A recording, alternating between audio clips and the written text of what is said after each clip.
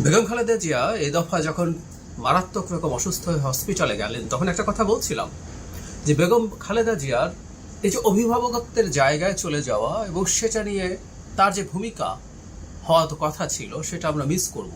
এবং এটা মিস মানে সাধারণ মিস না, সম্ভাবনা আছে আমরা খুব সংঘাতময় পরিস্থিতিতে যাব এবং সেখান থেকে তিনি আমাদের মধ্যস্থতাকারীর ভূমিকায় অবতীর্ণ হতে পারতেন, সেটা এখন থাকছে না। তাহলে তার কোন শিক্ষাটা আসলে আমাদের একটু মাথায় রাখা দরকার, যেটা আমাদের ভবিষ্যৎ সংঘাত নিরসনে কাজ করবে? শুধু সেটা না, তার যে রাজনীতি, সে রাজনীতি ভবিষ্যতে কতটা রেলেভেন্ট হবে এবং আমাদের রাষ্ট্র এবং জাতির জন্য কতটা গুরুত্ব বহন করবে, সেই ব্যাপারে একটু কথা বলতে চাই। গণঅভ্যুত্থান পরবর্তী দেশগুলোতে সংঘাতের সম্ভাবনা থাকে। এটার প্রধান কারণ দুটো। একটা হচ্ছে একটা স্বৈরাচারী সরকার যখন ক্ষমতায় থাকে, সে তার ক্ষমতায় থাকার স্বার্থে প্রত্যেকটা রাষ্ট্রীয় প্রতিষ্ঠানকে ভেঙে ফেলে, সে তার মতো করে সবকিছু করতে চায়।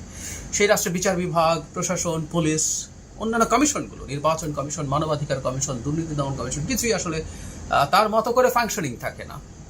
ফলে যখন ওই সরকারটা চলে যায়, সেই সরকারটা চলে যাবার পর এরা আসলে ঠিকঠাক মতো কোনো কিছু করতে পারে এবং প্রত্যেকেরই প্রচুর পাপ জমা থাকে। এটা একটা কারণ। দ্বিতীয় কারণ হচ্ছে স্বৈরাচারী ব্যবস্থার অধীনে থেকে থেকে আমরা গণতান্ত্রিকভাবে এনগেজ করার যে প্রসেস আছে, যে শিক্ষা আছে, সেটা আমাদের শেষ হয়ে যায়। মানে আমাদের দেশের মানুষজন বা রাজনৈতিক দলগুলো কখনোই যে খুব বেশি গণতান্ত্রিক ছিলেন সেটা দাবি করা যাবে না, কিন্তু শেখ হাসিনার গত 15 বছরের স্বৈর শাসনের সময় তার বল প্রয়োগজনিত কারণে আমাদের মধ্যেও অসহিষ্ণুতা তৈরি হয়েছে, আমাদের মধ্যেও খানিকটা স্বৈরাচারী মানসিকতা ঢুকে গেছে। এই প্রেক্ষাপটে নিজেদের মধ্যে আমরা যখন ইন্টারাক্ট করতে যাই, তখন ঝুঁকি তৈরি হয়। সেই ঝুঁকিটাই আমরা এখন দেখছি।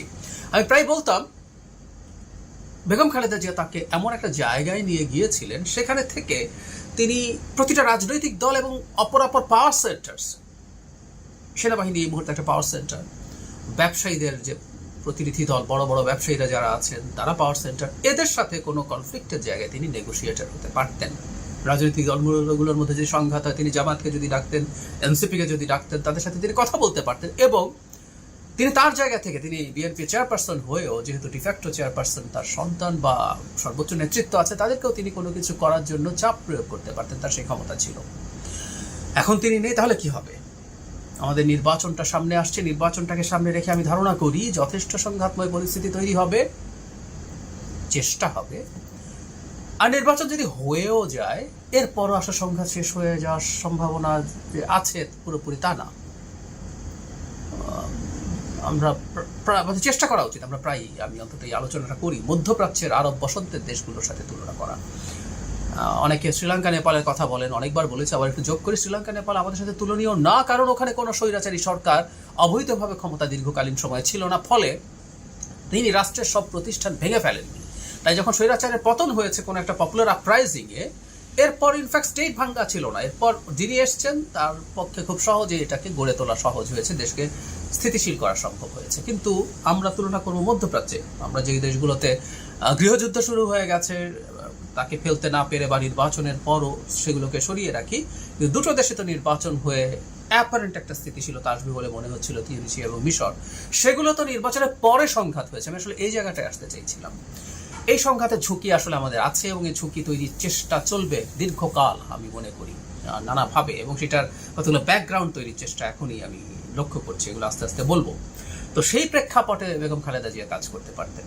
এখন আমরা আসলে তার কোন জিনিসটাকে নেব বা এই ব্যাপারে খালেদা জিয়াকে সম্মান বা শ্রদ্ধা জানানোর প্রচুর প্রবণতা দেখছি। এমন অনেক মানুষ তাকে শ্রদ্ধা জানাচ্ছেন, কথা বলছেন, যারা তার অনেক ক্ষেত্রে বিপরীত জায়গার মানুষ। এটা খুবই ভালো, এটাকে আমি খারাপভাবে বলছি না, কিন্তু বেগম খালেদা জিয়ার একটা গুণ আমাদের নিতে পারা উচিত, সেটা হচ্ছে তার কথাবার্তা, তার রাজনৈতিক বক্তব্যের পরিণতিবোধ।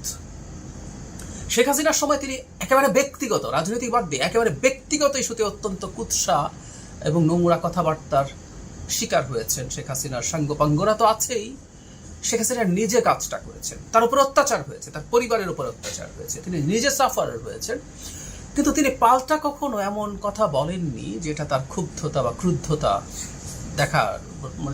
দেখে মনে হবে যে তিনি ক্ষুব্ধ বা ক্রুদ্ধ হয়েছেন। কিন্তু সেটাই না, 5 আগস্ট পরবর্তী সময়ে তো কিছুটা সুযোগ এসেছিল, তিনি কিছুটাও তো বলতে পারতেন।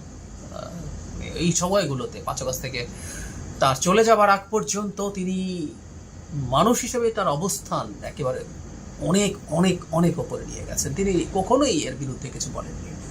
এই যে তার মৃদু ভাষণ, এই যে তার শত্রু, মানে এই মুহূর্তে বাংলাদেশের রাজনৈতিক দলগুলো একটা একটা শত্রু হওয়ার কথা না, তারা প্রতিদ্বন্দ্বী হওয়ার কথা, কিন্তু আওয়ামী লীগ তার শত্রু হয়ে গিয়েছিল নিজে নিজে।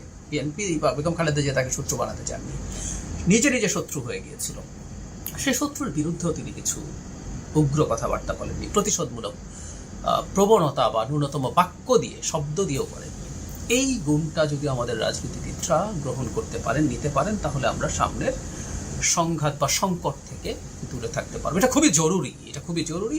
তারা তাদের চিন্তাগুলো অন্তত প্রকাশের জায়গাটা এমন হওয়া উচিত যাতে তাদের মধ্যে পারস্পরিক দ্বন্দ্ব এবং সংঘাত অনেক বেশি বেড়ে না যায়। এই কাজটা করতেই হবে, আদারওয়াইজ আমরা খুব বড় বিপদে আছি। নির্বাচন হয়ে যাওয়া মানেই দেশ অস্থিতিশীল হয়ে না যাওয়া না, দেশ স্থিতিশীল হয়ে যাবে গ্যারান্টি নেই। প্রচুর খেলোয়াড় এখানে আছে, প্রায় বলছি প্রচুর খেলোয়াড় আছে।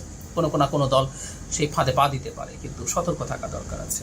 আরেকটা ব্যাপার, বেগম খালেদা জিয়ার রাজনীতি নিয়ে যখন আমরা কথা বলি, তিনি উদার মধ্যপন্থী গণতান্ত্রিক রাজনীতি করতেন। এই যে মধ্যপন্থী রাজনীতির বাংলাদেশ, সেই জিনিসটাই তো তিনি চেয়েছিলেন। তাকে পছন্দ করলে আসলে সেটাই চাইতে হবে যারা মধ্যপন্থী রাজনীতি করেন।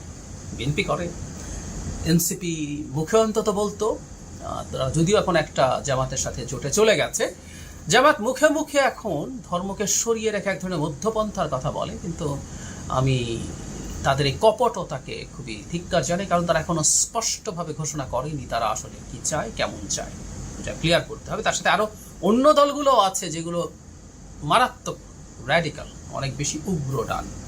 সো বেগম খালেদা জিয়ার রাজনীতি, তাকে যদি পছন্দ করি, বাংলাদেশের জন্য তার রাজনীতিটাকেই সঠিক বলে, মানে এখন সবাইকেই বিএনপি করতে হবে বা ওই রাজনীতি করতে হবে তা বলছি না, কিন্তু বাংলাদেশ যখন একটা পোলারাইজেশনের দিকে যাচ্ছে, যে বাংলাদেশের মধ্যপন্থার বিরুদ্ধে একটা ডান থেকে অতি ডান বা উগ্র ডানদের একটা জোটের মতো জায়গা তৈরি হয়েছে। এনসিপি এখানে আছে খানিকটা, কিন্তু দিনের শেষে এনসিপি এখানে খুবই মাইনর পার্টনার, সুতরাং এখানে এনসিপি তেমন কোনো ভূমিকা থাকবে আমরা এটা বলতে পারি না। সেই প্রেক্ষাপটে দাঁড়িয়ে বাংলাদেশে মধ্যপন্থার গুরুত্ব আমি মনে করি অনুধাবন করা দরকার, বিশেষ করে এমন একটা পৃথিবীতে আমরা এখন আছি যখন অনেক ক্ষেত্রেই উগ্র ডান পন্থার উত্থান হচ্ছে, এক এক জায়গায় এক এক ফর্মে, আইডেন্টিটি এক এক জায়গায় এক এক রকম, ওয়েস্টে রেস দিয়ে শ্বেতাঙ্গ সুপ্রিমেসি হচ্ছে, কোনো জায়গায় ধর্ম দিয়ে, ভারতে ধর্মভিত্তিক হিন্দুত্ববাদ, আমাদের এখানে ধর্মভিত্তিক ইসলামকে কেন্দ্র করে এই রকম ডানপন্থার উত্থান হচ্ছে, ডানপন্থার পপুলিস্টদের উত্থান হচ্ছে, এবং তার একেবারে বিল্ট ইন হচ্ছে তিনি উগ্র কথাবার্তা বলবেন, তিনি সংঘাত তৈরির চেষ্টা করবেন। মানে ডানপন্থার প্রধান কাজ হচ্ছে মানুষের মধ্যকার কতগুলো নেগেটিভ ইমোশনস আছে, এগুলো জন্মগতভাবে আমাদের আছে, আমাদের ক্রোধ থাকে, ক্ষোভ থাকে, আমাদের প্রতিশোধ পরায়ণতা থাকে, এই জিনিসগুলোকে উস্কে দেওয়া। তার বক্তব্য এই কারণে অত্যন্ত ডিভাইসিভ হয়, তারা উগ্রভাবে মানুষের এগুলো উস্কে দেওয়ার চেষ্টা করতে থাকেন ক্রমাগত। বেগম খালেদা যে মধ্যপন্থী রাজনীতি করতেন, এই মধ্যপন্থী রাজনীতি এবং মধ্যপন্থার মধ্যেও তিনি যে ধরনের সফট সোবার, সৌজন্য, ভদ্রতা, এগুলো মেনটেইন করে কথা বলতেন, বেশ খানিকটা, প্রায় পুরোটাই তার সন্তান জনাব তারেক রহমান পেয়েছেন। আর কারো কারো কাছে বর্তমান সময়ে মিসফিট মনে হলেও আমি মনে করি এই রাজনীতিটাই আসলে আমাদের করতে হবে যদি আমরা সামনের দ্বন্দ্ব সংঘাত এড়াতে চাই। কারো কারো ডানপন্থা, মধ্য ডান রাজনীতি থাকতে পারে, কিন্তু এই ক্রাইসিসের সময়টাতে অন্তত তাদের ভাষার ব্যবহার, তাদের পরস্পরের সাথে এনগেজ করা, পরস্পরের সমালোচনা করা, সব ক্ষেত্রেই আসলে এই ধরনের উগ্র আচরণ, উগ্র বক্তব্য সরিয়ে রাখা দরকার। কেউ কেউ বলেন যে ওই দলের তো টপরা এমন বলছেন না, ওরা ওরকম বলছেন না, কিন্তু তাদেরই যখন ছাত্র সংগঠন বা অনেকেই অনলাইনে বা বাস্তবে অত্যন্ত ডিভাইসিভ, নোংরা গালিগালাজ করেন, সেই জিনিসগুলো আমাদের পলিটিক্সের ঝুঁকি তৈরি করতে পারে মাঠে। কারণ যেটা হয়, আমি মানি বিএনপি দল হিসাবে সবচেয়ে বড় রাজনৈতিক দল, তার দায়িত্বও বেশি, কিন্তু এটা তার একমাত্র দায়িত্ব না। ক্রমাগত যদি মাঠে এই ধরনের হিংসা, বিদ্বেষ, ঘৃণা ছড়ানো হতে থাকে, তাহলে পরিস্থিতি খুব সমস্যাপূর্ণ হবে। তাহলে দুটো ব্যাপার, মধ্যপন্থী রাজনীতির প্রতি আমাদের সমর্থন বাড়া উচিত আমরা যদি দেশটাকে ঠিকঠাক মতো গড়ে তুলতে চাই, আর রাজনৈতিক ভাষা ব্যবহারের ক্ষেত্রে, রেটরিক ব্যবহারের ক্ষেত্রে বেগম খালেদা জিয়ার মতো বলে আমি মনে করি না, ওনার মতো পারা যাবে না, কিন্তু তার ওটাকে আদর্শ ধরে যতটুকু যাওয়া যায়, সভ্যতা, ভদ্রতা, পরস্পরকে কোনো বাজে কথা না বলা, এই চর্চাগুলো করা আমাদের বিপদ থেকে বাঁচাবে। আমরা এটা অন্যান্য জাস্ট গণতান্ত্রিক দেশের মতো না, আমি প্রায় বলছি আমরা একটা গণঅভ্যুত্থান পরবর্তী বিধ্বস্ত একটা রাষ্ট্র ব্যবস্থার মধ্যে আছি। এই কথাটা আমাদের মাথায় রাখতে হবে। বেগম জিয়া আমাদের জন্য অসাধারণ অনুপ্রেরণা এবং গুরুত্বপূর্ণ শিক্ষা হয়ে থাকতে পারেন এই গ্রাউন্ডে অ্যাটলিস্ট।